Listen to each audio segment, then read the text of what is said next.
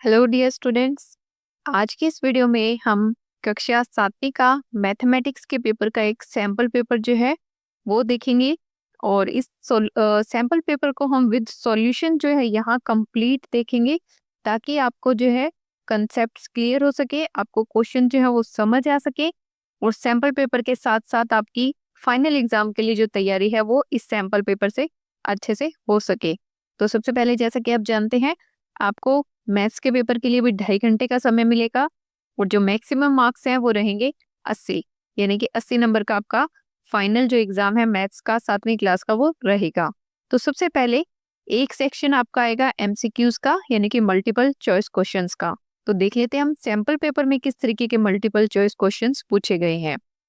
पहला क्वेश्चन है, किसी संख्या के गुणक क्या होते हैं, यानी कि फैक्टर्स जो होते हैं किसी संख्या के नंबर के, वो क्या होते हैं। तो इसका करेक्ट आंसर है सी, वो धनात्मक और ऋणात्मक दोनों तरीके की संख्याएं किसी भी संख्या के फैक्टर के तौर पर हो सकती हैं। सेकंड क्वेश्चन, निम्नलिखित में से कौन सा भिन्न सरलतम रूप में है। तो ये 4 ऑप्शन दिए गए हैं, इनको आप सॉल्व करके देखेंगे तो उस हिसाब से आपका जो बी आंसर है 14/35, 14/35, ये जो है अपने सबसे सरलतम रूप में आपको मिलेगा। नेक्स्ट है, समीकरण दिया गया है एक, उसका हल बताना है आपको। What is the solution of the equation. यहाँ इक्वेशंस जो है आपको दिखाई नहीं दे रही है, 1 मिनट रुकिए। तो यहाँ आपको जो इक्वेशन है वो दी गई है 3x - 7 = 11। तो आपको इसका सॉल्यूशंस करना है। इसको आप बहुत ही आसानी से सॉल्व कर सकते हैं। -7 जो है उधर जाकर प्लस हो जाएगा, तो क्या बनेगा 3x = 11 + 7 18। तो ये x3 इधर मल्टीप्लाई में है, इधर आकर क्या हो जाएगा डिवाइड में, तो x = क्या आ जाएगा 18/3। इसको आप कैंसिल करेंगे, कट करेंगे, तो आपके पास करेक्ट आंसर क्या आ जाएगा 6। ठीक है, तो इस तरीके से आप इस इक्वेशन को सॉल्व कर सकते हैं। नेक्स्ट क्वेश्चन है क्वेश्चन नंबर 4। दो कोण 60 डिग्री और 30 डिग्री हैं, तो तीसरा कोण कितने का होगा ताकि त्रिभुज बने। देखिए, आपको एक ट्रायंगल दे दिया गया, एक कोण आपको दिया गया है 60 डिग्री का, और दूसरा कोण दे दिया गया 30 डिग्री का। आपको बताना है कि जो ये तीसरा कोण है ये कितने का बनेगा। तो आप सभी जानते हैं त्रिभुज के तीनों कोणों का योग कितना होता है 180 डिग्री। तो यानी कि इन तीनों का योग 180 के बराबर होगा। तो 60 + 30 90 हो गया। तो 180 में से अगर इन दोनों कोणों को हम माइनस कर देंगे तो हमारे पास तीसरा कोण आ जाएगा, और वो कितना आएगा 90 डिग्री का। नेक्स्ट क्वेश्चन, a+b² का विस्तारित रूप क्या होगा। तो ये जो फॉर्मूला होता है a+b² का, वो क्या होता है a² + b² + 2ab। तो सी जो हो जाएगा आपका करेक्ट आंसर हो जाएगा। नेक्स्ट क्वेश्चन, एक वृत्त की परिधि यानी सर्कमफेरेंस ऑफ अ सर्कल का फॉर्मूला क्या होता है 2πr। तो ए ऑप्शन आपका करेक्ट आंसर हो जाएगा। नेक्स्ट है, त्रिभुज का क्षेत्रफल निम्नलिखित में से किस सूत्र से निकाला जाता है। तो ये 4 ऑप्शन दिए गए हैं, इनमें से जो करेक्ट आंसर है वो आपका ऑप्शन ए है। त्रिभुज के क्षेत्रफल का फॉर्मूला क्या होता है 1/2 गुना में आधार गुना में ऊंचाई, यानी कि 1/2 इंटू में बेस इंटू में हाइट। ये क्या होता है त्रिभुज का क्षेत्रफल, यानी कि एरिया निकालने का एक फॉर्मूला होता है। नेक्स्ट है क्वेश्चन नंबर 8। यदि दो संख्याओं का एलसीएम 60 है और एचसीएफ 5 है, तो उनकी संख्याएं क्या हो सकती हैं। तो अगर दो संख्याओं का एलसीएम 60 और एचसीएफ 5 है, तो आपके पास एक फॉर्मूला होता है प्रोडक्ट ऑफ नंबर = होता है एलसीएम इंटू में एचसीएफ। ठीक है, तो यहाँ से इस फॉर्मूला की हेल्प से आप जो है वो संख्याएं निकाल सकते हैं। वो दोनों संख्याएं क्या आ जाएंगी 15 और 20। ये आप सिंपल करके देख सकते हैं, इनके फैक्टर्स करके भी सॉल्व कर सकते हैं। 15 के फैक्टर कर लीजिए, 20 के फैक्टर। ठीक है, आपको वहां से पता लग जाएगा कि यही दो संख्याएं बनेगी जिनका एलसीएम 60 आएगा और एचसीएफ 5 आएगा। बाकियों को अगर आप बाकी ऑप्शंस को सॉल्व करेंगे तो वो सेटिस्फाई इस कंडीशन को नहीं करेंगे। नेक्स्ट है क्वेश्चन नंबर 9। एक समकोण त्रिभुज में सबसे लंबा पक्ष कौन सा होता है। समकोण यानी कि राइट एंगल ट्रायंगल के अंदर, ये देखिए ये आपकी राइट एंगल ट्रायंगल होती है। तो यहाँ अगर 90 डिग्री का कोण है, ठीक है, 90 डिग्री का एंगल होता है ये। तो राइट एंगल ट्रायंगल के अंदर सबसे लंबी जो लंबा पक्ष या सबसे लंबी साइड कौन सी होती है, तो वो जो हमारा कोण है 90 डिग्री का समकोण, जो उसके सामने वाली जो साइड होती है जिसको हम क्या कहते हैं, कर्ण यानी कि हाइपोटेन्यूज। तो ये क्या है, सबसे लंबी साइड होती है। तो करेक्ट आंसर क्या आ जाएगा, सी। नेक्स्ट है, समीकरण की रेखीय समीकरण प्रणाली किस प्रकार की होगी। जो टाइप ऑफ सिस्टम बताना है हमें जो इक्वेशन को रिप्रेजेंट करेगा। तो यहाँ पे भी आपको एक इक्वेशन दी गई है, एक सेकेंड। इसमें आपको इक्वेशन दी गई है 2x plus 3y is equal to 12। तो आपको बताना है कि ये किस तरीके के सिस्टम को रिप्रेजेंट करता है। तो ये एक रेखीय समीकरण को, एकल रेखीय समीकरण को रिप्रेजेंट करता है, यानी कि सिंगल वेरिएबल वाले समीकरण को, इक्वेशंस को। नेक्स्ट है, त्रिभुज ए बी सी में ए बी बराबर ए सी दी हुई है 5 सेंटीमीटर, बी सी दी गई है 6 सेंटीमीटर। तो आपको बताना है कि त्रिभुज का प्रकार क्या होगा। देखिए, अब किसी भी त्रिभुज के अंदर अगर दो भुजाएं समान होती हैं तो वो क्या होता है, हमारा समद्विबाहु त्रिभुज, यानी कि आइसोस्केल्स ट्रायंगल। ये अगर ए बी सी एक त्रिभुज है तो ए बी हमारे पास 5 सेंटीमीटर है, ए सी जो है वो भी क्या है, 5 सेंटीमीटर, और बी सी 6 सेंटीमीटर। तो अगर दो भुजाएं बराबर हैं तो वो कौन सा हो जाता है, समद्विबाहु त्रिभुज। नेक्स्ट है, सममिति रेखा की संख्या एक वर्ग में कितनी होती है।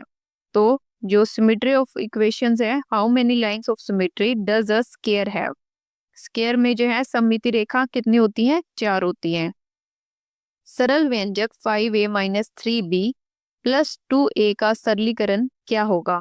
तो अगर आप इसको सॉल्व करेंगे तो ए वेरिएबल वाले हैं वो दोनों पॉजिटिव प्लस प्लस के साइन के साथ हैं तो वो ऐड हो जाएंगे। तो 5a प्लस 2a कितना बन जाएगा, 7a माइनस 3b। तो इसका ऑप्शन ए जो है वो करेक्ट आंसर आ जाएगा। नेक्स्ट है, त्रिकोण की सभी आंतरिक कोणों का योगफल कितना होता है। तो त्रिकोण यानी कि एक त्रिभुज जो है उसके इंटीरियर एंगल्स का जो सम है, जोड़ जो है वो 180 डिग्री होता है। एक वृत्त का व्यास और त्रिज्या का अनुपात कितना होता है।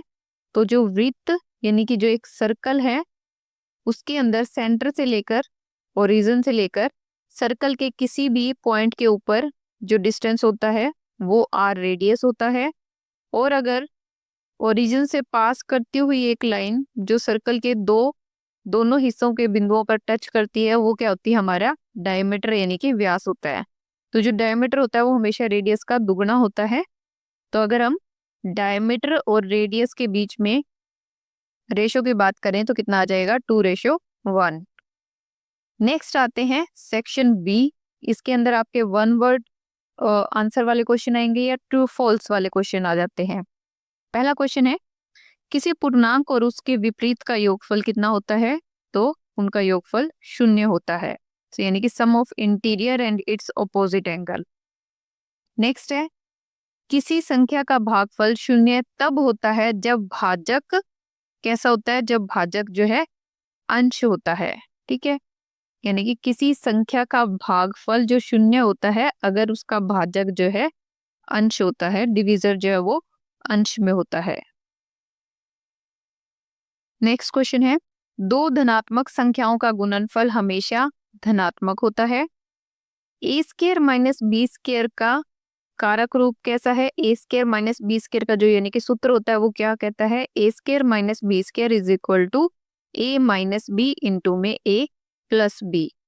नेक्स्ट क्वेश्चन है, किसी वृत्त की परिधि और व्यास का अनुपात जो है वो कितना होता है, 1:2। अब जब हम रेडियस और डायमीटर के रेशियो की बात कर रहे हैं तो जो डायमीटर है वो रेडियस का दुगना यानी कि 2 गुना होता है, तो 1:2 हो जाएगा।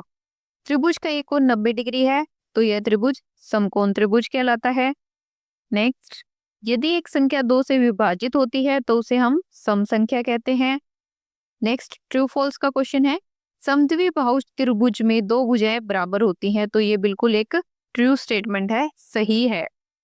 नेक्स्ट, सभी समबाहु त्रिभुज समकोण त्रिभुज होते हैं।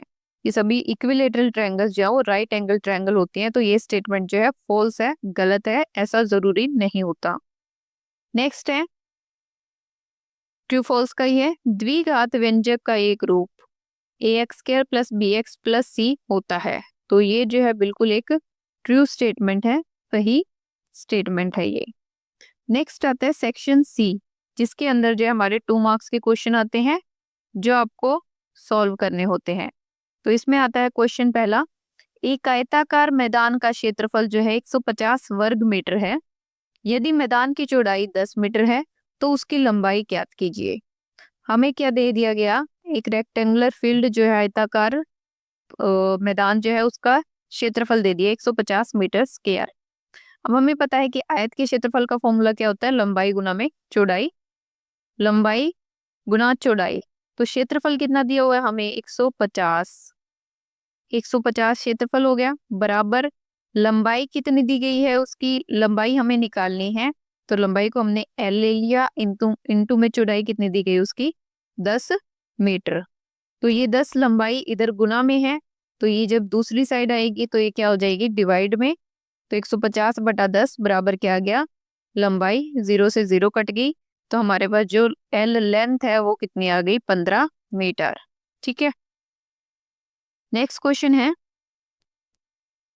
ए बराबर 2, बी बराबर 4, सी बराबर 3, ये दिया गया है। हमें सॉल्व किसको करना है, A square plus B square, sorry A cube plus B cube plus C cube minus 3 A B C की वैल्यू निकालनी है। तो आप जो इक्वेशन दी गई है इसमें ए की जगह 2 पुट करेंगे, बी की जगह 4 और सी की जगह 3 रखेंगे, और जब इसको सॉल्व करेंगे तो आपके पास पूरा कंप्लीट सॉल्व करने के बाद आंसर कितना आ जाएगा, 27। नेक्स्ट क्वेश्चन है, प्रोबेबिलिटी का है, प्रायिकता का। एक बॉक्स में 8 डिब्बे हैं जिन पर 1 से 8 तक की संख्याएं अंकित हैं। आपको जो है संख्या 4 वाले डिब्बे को निकालने की प्रायिकता ज्ञात करनी है। अब 8 बॉक्सेस हैं और सभी बॉक्सेस पर 1 से 8 तक की संख्याएं लिखी हुई है, यानी कि एक बॉक्स 1 नंबर का है, 2 का है, 3 का, 4, 5, 6, 7 और 8।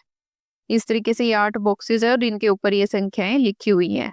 ठीक है, आपको क्या करना है, इन सभी 8 बॉक्सेस में से जो ये 4 वाला डिब्बा है इसकी प्रायिकता बतानी है कि अगर हम इन 8 में से कोई भी एक डिब्बा रेंडमली उठाते हैं तो हमें बताना है कि इस 4 वाले डिब्बे के बाहर आने की संभावना कितनी है। तो 4 जिसके ऊपर लिखा वो एक ही डिब्बा है, टोटल हमारे पास कितने हैं, 8 डिब्बे। तो प्रोबेबिलिटी इज इक्वल टू क्या होता है, प्रोबेबिलिटी यानी कि प्रायिकता का फॉर्मूला क्या होता है, नंबर ऑफ फेवरेबल आउटकम्स यानी कि संभावित outcomes divided by number of total outcomes. तो फेवरेबल आउटकम्स कितनी हो गई, 1, टोटल कितनी है 8, तो 4 के आने की प्रोबेबिलिटी कितनी हो गई, 1/8। नेक्स्ट क्वेश्चन है, निम्नलिखित प्रत्येक कोण का संपूरक कोण ज्ञात कीजिए। आपको एक कोण दिया गया है, कोण XYZ दिया है 65 डिग्री का, इसका संपूरक कोण बताना है। संपूरक कोण वो दो कोण जिनका योग जो 180 डिग्री होता है वो क्या होते हैं, संपूरक कोण। तो अगर आपको एक कोण 65 डिग्री दे दिया गया तो अगर हम 180 में से उसको घटा देंगे तो दूसरा कोण जो है उसका संपूरक निकल जाएगा। तो 180 में से अगर 65 घटाएंगे तो कितना आ गया, 115 डिग्री। तो 115 डिग्री जो है 65 का संपूरक कोण है। इसी तरीके से ABC 110 डिग्री दे दिया, 110 दे दिया, इसका मतलब संपूरक कोण क्या होते हैं, जिन दो कोणों का जोड़ जो 180 डिग्री बनता है। तो संपूरक कोण निकालने के लिए 110 में से अगर 180 में से 110 माइनस करेंगे तो 70 डिग्री आ गया। तो जो ये 70 है ये किसका संपूरक कोण है, 110 का। फिर आता है नेक्स्ट क्वेश्चन। नेक्स्ट क्वेश्चन क्या कहता है, निम्नलिखित परिमेय संख्याओं को आरोही क्रम में लिखिए। हमारे पास ये संख्याएं दी गई हैं, इनको हमें असेंडिंग ऑर्डर में लिखना है। आप सबसे पहले क्या करेंगे, इनका जो एलसीएम निकाल लेंगे। नीचे जो इनके जो भिन्न वाले संख्याएं दी हैं 5, 7, 9 और 2, इनका एलसीएम निकाल लिया आपने, इनका एलसीएम आ गया 90। उसके हिसाब से इनको दोबारा से आपने एक संख्याओं में कन्वर्ट कर दिया भिन्न के अंदर। तो ये क्या बन गया, -36/90, 30/90, -40/90 और 45/90। अब जो है आप इनको आसानी से आरोही क्रम में लगा सकते हैं। तो अब आप जब इनको आरोही क्रम में लगा देंगे तो आपके पास आंसर ये बन जाएगा। पहले क्या आएगी, -4/9, फिर -2/5, फिर 3/7 और फिर 1/2। तो ये इस तरीके से असेंडिंग ऑर्डर के अंदर लग जाएंगी। नेक्स्ट क्वेश्चन क्या कहता है, एल जो है वो एम के पैरेलल दी गई है एक रेखा, तो आपको क्या निकालना है, और ये एक जो है टी ट्रांसवर्सल लाइन है जो इन दोनों को काट कर जा रही है। तो आपको जो है ए एक्स की वैल्यू निकालनी है। ये कोण 110 डिग्री दे दिया और ये एक्स की वैल्यू आपको निकालनी है कि एक्स कितने का होगा। तो देखिए, जब दो रेखाएं एक दूसरे के पैरेलल हो और एक टी एक जो ट्रांसवर्सल लाइन हो, तो उन रेखाओं द्वारा बने कोण जो एक दूसरे के अनुपूरक होते हैं। तो अब x और 110 डिग्री जो दिया गया है वो अंदरूनी विपरीत कोण है, तो उनका टोटल जो योग है वो कितना होना चाहिए, 180 डिग्री। यानी कि यहाँ से इस x और 110 का जोड़ जो है वो कितना होना चाहिए हमारे पास, 180 डिग्री होना चाहिए। तो यहाँ से जो है हम 110 को उस साइड लेके जाएंगे तो वो माइनस हो जाएगा, तो 180 माइनस 110 डिग्री, तो x की वैल्यू कितनी आ जाएगी, 70 डिग्री। इसके बाद आता है नेक्स्ट क्वेश्चन। ये एक डायग्राम दिया गया है, इसमें आपको एक कोण 45 डिग्री दिया गया है, एक कोण 65 डिग्री। तो आपको इस x की वैल्यू बतानी है। अब देखिए, ये आपके पास एक ट्रायंगल बन रहा है। आपको पता है कि ट्रायंगल के तीनों कोणों का जोड़ कितना होता है, 180 डिग्री। तो अगर हम 180 में से 65 और 45 दोनों घटा देंगे तो हमारे पास ये तीसरा कोण आ जाएगा। ठीक है, कितना आ जाएगा ये हमारे पास आ जाएगा 65 और 45 कितना हो जाएगा, 110 डिग्री। तो ये कितना आ गया हमारे पास, 70 डिग्री। अब ये 70 डिग्री है, ये एक्स है, और आपको पता है कि इस एक ही रेखा के ऊपर बनने वाला कोण कितने का होता है, पूरा 180 डिग्री का। ये 70 का था, पूरा 180 का है, तो ये वाला कितना आ जाएगा, 110 डिग्री का। ठीक है, सिंपल है। उसके बाद आता है नेक्स्ट क्वेश्चन। अनुपात 3:1 के प्रत्येक भाग को प्रतिशत में बदले। आपको एक रेशो दे दिया 3:1, इसको आप जो है परसेंटेज में कन्वर्ट करना है। तो हम कैसे देखेंगे, पहले 3:1 में कुल कितने भाग हैं वो देख लेंगे। तो कुल कितने भाग बनेंगे, 3 ये और 1 ये, 3 + 1 4। तो कुल भाग तो इसमें कितने हुए, 4। अब अगर हमें 3 का प्रतिशत निकालना है तो पहले 3 का कितना भाग है, 3 बटा में कुल भाग कितने हैं, 4, गुणा में क्या हो जाएगा, 100। तो इसको सोल्व करेंगे तो हमारे पास कितना आ गया, 75%। इसी तरीके से जब 1 वाले का निकालेंगे तो हमारे पास कितना, दूसरा भाग कितना है, 1, टोटल भाग कितना है, 4, गुणा में कितना हुआ, 100। तो ये कितना आ जाएगा, इसको सोल्व करेंगे तो 25%। तो 3:1 का क्या मतलब हुआ, 3:1 का मतलब है 75% और 25%।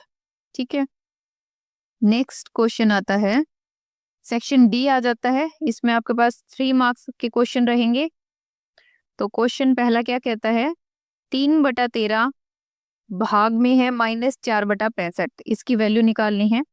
तो सबसे पहले हम क्या करेंगे, डिवीजन है इनके बीच में, 3/13 डिवाइड -4/65। डिवीजन का मतलब है कि ये जो संख्याएं हैं उल्टी हो जाएंगी। ठीक है, इस तरीके से है ना, 3/13 का मतलब इसके भी बटा में कितना है, -4/65। तो इसको अगर हम इस संख्या को अगर ऊपर लेकर आएंगे इसकी मल्टीप्लाई में, तो ये कितनी हो जाएगी, 65/4। तो क्या बन गया, 3/13 गुना में 65 में -4। जब हम इसको सॉल्व करेंगे तो हमारे पास कितना आ गया, यहाँ से मल्टीप्लाई करने पे 195 में -52। अब हम इसको फिर से सॉल्व करेंगे। ठीक है, सॉल्व करने के लिए हमने क्या कर दिया, दोनों को 13 से डिवाइड कर दिया। तो ये कितना बच जाएगा हमारे पास, -15/4। -15/4 को जब हम पॉइंट में लेकर आएंगे तो कितना हो जाएगा, -3.75। नेक्स्ट क्वेश्चन है, यदि p की वैल्यू -2 है तो 4p + 7 का मान ज्ञात कीजिए। तो अब 4 इंटू में p की जगह -2 वैल्यू पुट कर देंगे, +7, 4 दूनी 8, और साइन क्या रहेगा, माइनस का, +7। तो -8 + 7 का आंसर कितना आ जाएगा, -1। तो 4p + 7 की वैल्यू कितनी आ जाएगी, -1। नेक्स्ट क्वेश्चन, निम्नलिखित को घातांकीय रूप में व्यक्त करें। ये आपको एक एक्सप्रेशन दिया गया है, इसको आपको घातांकीय फॉर्म में लिखना है। पहले आपको क्या दिया गया है, 5 दिया गया है 5 टाइम्स, तो ये क्या बन जाएगा, 5 की पावर 5। 6 दिया है 3 टाइम्स यानी कि 3 बार, तो ये क्या बन गया, 6 की पावर 3। 7 दिया है 3 टाइम्स, तो ये क्या बन गया, 7 की पावर 3। अब इनको सबको इकट्ठा लिखेंगे तो क्या बनेगा, 5 की पावर 5 इंटू में 6 की पावर 3 इंटू में 7 की पावर 3। तो ये आपका क्या हो जाएगा, आंसर। नेक्स्ट क्वेश्चन क्या कहता है, ये एक आकृति दी गई है आपको, इस आकृति के लिए घूर्णन सममिति का क्रम ज्ञात करना है। देखिए ये एक क्रॉस की आकृति है, इसका अर्थ है कि यह आकृति समान रूप से एक से अधिक बार अपने केंद्र के चारों ओर घुमाई जा सकती है और घुमाने पर यह अपनी मूल स्थिति में वापस आ जाती है। यानी कि ये यहाँ है, जब इसको एक बार हम रोटेट करेंगे तो ये जो है 90 पे अगर रोटेट करेंगे तो जो ये वाला हिस्सा है ये यहाँ आ जाएगा, ये वाला यहाँ आ जाएगा, ये यहाँ आ जाएगा और ये यहाँ, यानी कि वापस वही सेम आकार बन जाएगा इसका। ठीक है, तो इस तरीके से एक बार घुमाएंगे, फिर 2 बार, फिर 3 बार, फिर 4 बार। तो इस तरीके से कंप्लीट जो है 4 बार घुमाने पे ये वापस अपने ओरिजिनल स्टेट के अंदर आ जाएगा। तो इसलिए इसकी घूर्णन सममिति का क्रम कितना है, 4 है। नेक्स्ट क्वेश्चन क्या कहता है, निम्नलिखित संख्या को मानक रूप में लिखिए। हमें ये एक नंबर दिया गया है, इसको मानक रूप में लिखना है। अब देखिए मानक रूप में इस संख्या को इस प्रकार व्यक्त किया जाता है जिसमें एक संख्या होती है जो 1 से 10 के बीच हो और उसके बाद 10 की कोई घात हो, उसको हम क्या कहते हैं, मानक रूप। तो मानक रूप में बदलने के लिए हम क्या करेंगे, ये लास्ट में 0.8 है तो इसको 10 की पावर में लाएंगे। अब उसके लिए क्या करेंगे, हम जो पॉइंट से पहले 1 2 3 4, 3 के बाद 4 नंबर हैं तो 10 की पावर में कन्वर्ट हो जाएंगे। तो 3.90878 इंटू में 10 की पावर 4 आ गया। ठीक है, तो इस तरीके से जो हमने इसको इसके मानक रूप के अंदर लिख दिया, तो ये हमारा करेक्ट आंसर हो जाएगा। नेक्स्ट क्वेश्चन क्या कहता है, दी गई आकृति में शीर्षों, फलकों और किनारों की संख्या लिखिए। सबसे पहले ये जो आपको दिखाई दे रहा है ये एक क्यूब है, क्यूबॉइड है, सॉरी आपको पता लग रहा है, दिखाई दे रहा है। ठीक है, ये क्यूबॉइड है, क्यूबॉइड के अंदर लंबाई, चौड़ाई और ऊंचाई तीनों चीजें होती हैं। ठीक है, इसके बाद आपको पता है कि क्यूबॉइड के अंदर शीर्ष जो वर्टिसेस हैं वो 8 होते हैं। तो इसमें शीर्षों की संख्या कितने हो गई, 8। क्यूबॉइड के अंदर जो फेसेस हैं, फलक हैं, वो कितने होते हैं, 6। तो फलकों की संख्या हो गई 6। किनारे जो है क्यूबॉइड के अंदर वो होते हैं 12, तो किनारों की संख्या हो गई 12। नेक्स्ट क्वेश्चन है, -1 और 0 के बीच 3 परिमेय संख्याएं ज्ञात कीजिए। तो परिमेय संख्याएं वे संख्याएं होती हैं जिन्हें भिन्न के रूप में व्यक्त किया जा सकता है, और -1 और 0 के बीच में अनगिनत परिमेय संख्याएं होती हैं, लेकिन हम इनमें से 3 की ही बात करेंगे। तो इनके बीच में 3 कौन सी बन सकती हैं, -1/2, -1/3 और -1/4। तो ये 3 जो परिमेय संख्याएं होंगी जो -1 और 0 के बीच में लाई करती हैं। नेक्स्ट क्वेश्चन, ABC एक त्रिभुज है जिसमें कौन सी समकोण है। यदि AB 25 सेंटीमीटर है, AC 7 सेंटीमीटर है, तो आपको BC की वैल्यू निकालनी है।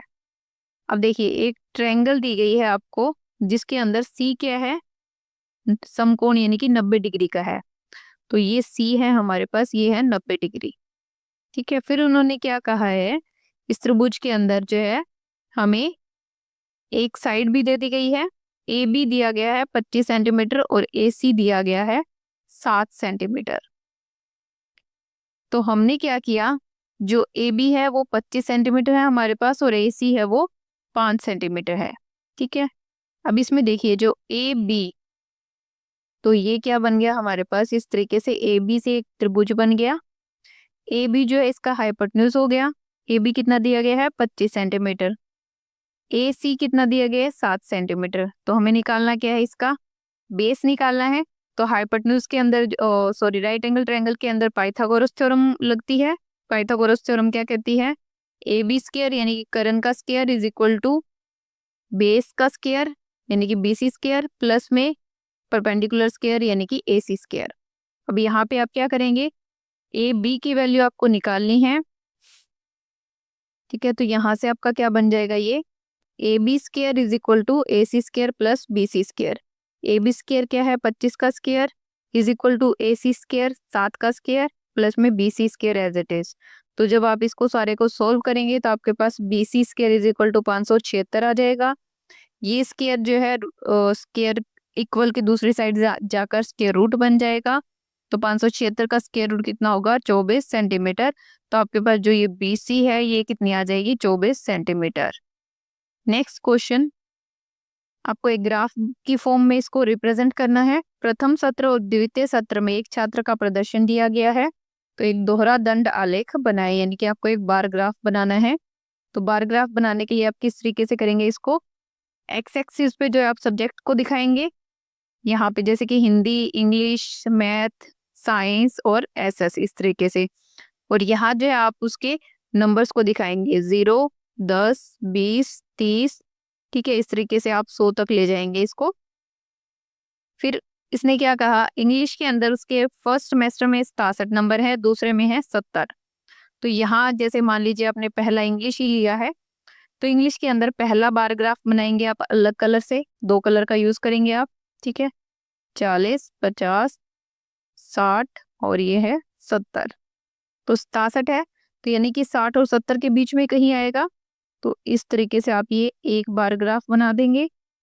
फिर दूसरे सेमेस्टर में उसके कितने आए हैं 70 नंबर, 70 यानी कि ये ज्यादा है इसके, तो ये यहाँ तक आ जाएगा इस तरीके से, ठीक है। इसी तरीके से आप जो है ये 2 अलग अलग कलर में इनको प्रेजेंट करेंगे ताकि क्लियर डिफरेंस आपको पता लगे। जो ये बार ग्राफ है ये क्या करते हैं, इनके बीच में जो तुलना है उसी को दिखाते हैं कि कौन सा कम है कौन सा ज्यादा है। इस तरीके से आप बार ग्राफ आसानी से बना सकते हैं। नेक्स्ट क्वेश्चन है, एक वृत्त की परिधि दी गई है 13.4 सेंटीमीटर, वृत्त की त्रिज्या और क्षेत्रफल ज्ञात कीजिए। अब आपको पता है कि परिधि का सूत्र सरकमफेरेंस इज इक्वल टू क्या होता है 2πr। यहाँ सरकमफेरेंस आपको कितनी दी गई है 13.4 सेंटीमीटर, पाई की वैल्यू आपको पता है 3.14 होती है। तो यहाँ अगर इस फॉर्मूला के अंदर हम ये पुट कर देंगे, सी की जगह 13.4 बराबर 2 गुना में पाई की जगह 3.14 और आर की जगह आर। इसको आप सारे को सॉल्व करेंगे तो आपके पास आर की वैल्यू कितनी आ जाएगी 2.13 सेंटीमीटर। ये आपके पास त्रिज्या आ गई, रेडियस आ गई। अब आपको पता है कि जो सर्कल है उसका क्षेत्रफल कितना होता है, area is equal to πr²। यहाँ आर की जगह आप 2.13 पुट करेंगे और पाई की जगह 3.14 पुट करेंगे। तो ये वैल्यूज पुट करके जब इसको सॉल्व करेंगे तो आपके पास एरिया कितना आ जाएगा 14.26 वर्ग सेंटीमीटर। तो ये क्या आ गया, एरिया आ गया सर्कल का। तो इस तरीके से आप इसकी रेडियस और एरिया दोनों निकाल सकते हैं। तो डियर स्टूडेंट्स, ये था आपकी कक्षा 7वीं के मैथ्स के सैंपल पेपर का कंप्लीट सॉल्यूशन। तो आप इसको अच्छे से देखें, क्वेश्चंस को समझें, मेथड को समझने की कोशिश करें ताकि आपको फाइनल एग्जाम में किसी तरीके की कोई दिक्कत ना आए। और इसी के साथ ही आप ज़्यादा से ज़्यादा क्वेश्चंस जो है सॉल्व कर करके देखिए। जितनी ज़्यादा आप प्रैक्टिस करेंगे उतना ही अच्छे से आप फाइनल एग्जाम में क्वेश्चंस को कर पाएंगे। तो इसी के साथ जो है हम आपसे मिलते हैं नेक्स्ट वीडियो में। और अगर आपने चैनल को सब्सक्राइब नहीं किया है तो प्लीज़ चैनल को सब्सक्राइब ज़रूर कर लें, वीडियोज़ को ज़्यादा से ज़्यादा लाइक और शेयर करें, अपने फ्रेंड्स को शेयर करें ताकि उनकी भी तैयारी अच्छे से हो सके। और हम मिलते हैं आपसे नेक्स्ट वीडियो में, तब तक के लिए टाटा bye bye, thanks for watching.